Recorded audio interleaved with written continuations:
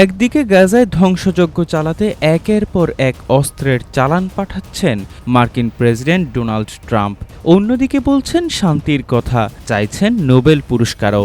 এর মধ্যেই জাতিসংঘের সাধারণ পরিষদের অধিবেশন ঘিরে মুসলিম বিশ্বের নেতাদের সঙ্গে এক বৈঠক করেছেন ট্রাম্প। সেখানে কথা দিয়েছেন ইসরায়েলকে ঠেকানোর, কিন্তু বাস্তবে কতটা পদক্ষেপ নেবেন তা হয়তো সময় বলে দিবে। তবে এই মুহূর্তে তার এই আশ্বাস কি কিছুটা হলেও স্বস্তি দেবে আরব ও মুসলিম বিশ্বকে, তাই বড় প্রশ্ন। আরব ও মুসলিম বিশ্বের নেতাদের সঙ্গে মঙ্গলবার এক বৈঠকে বসেন ডোনাল্ড ট্রাম্প। এ সময় তিনি জানান, ইসরায়েলকে ফিলিস্তিনের পশ্চিম তীর দখল করতে দেবেন না। বৈঠক সংশ্লিষ্ট অন্তত ৬টি সূত্র এমনটা জানিয়েছে বলে নিশ্চিত করেছে মার্কিন সংবাদ মাধ্যম পলিটিকো।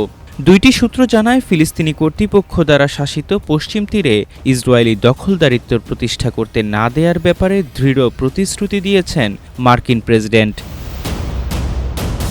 বৈঠক সংশ্লিষ্ট আরেকটি সূত্র জানায়, ট্রাম্পের প্রতিশ্রুতি সত্ত্বেও ২ বছর যাবৎ চলমান সংঘাত বন্ধে কোনো দৃশ্যমান ফলাফল দেখা যায়নি। আরও ২টি সূত্র জানায়, বৈঠকে চলমান গাজা যুদ্ধ বন্ধে নিজের পরিকল্পনা নিয়ে একটি শ্বেতপত্র উপস্থাপন করেন ডোনাল্ড ট্রাম্প। এতে যুদ্ধ পরবর্তী গাজার নিরাপত্তা ও সরকার পরিচালনাও অন্তর্ভুক্ত ছিল। আরব নেতারা স্বাধীন ফিলিস্তিন রাষ্ট্র প্রতিষ্ঠায় ট্রাম্পের বিরোধিতা ও গাজায় হামাসের উপর ইসরায়েলি বর্বরতা নিয়ে যথেষ্ট বিরক্ত প্রকাশ করেছেন। এমনকি এই সংঘাতকে ইসরায়েল গাজার বাহিরে কাতারেও হামাস নেতাদের উপর হামলায় টেনে নিয়েছে।